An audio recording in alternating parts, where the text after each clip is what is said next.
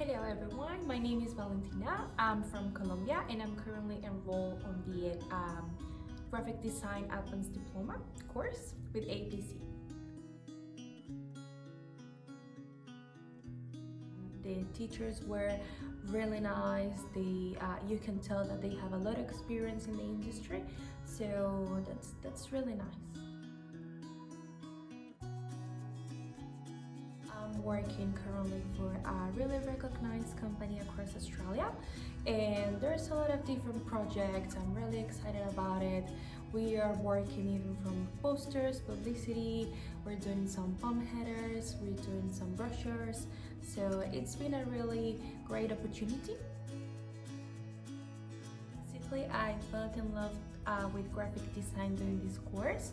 So I find out that APC has some pathways with Torrance University.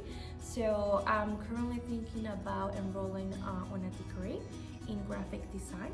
So yeah, I imagine myself in a couple of years just practicing graphic design on the industry in big companies. I like branding, I like publicity and marketing. So yeah, let's see what it comes.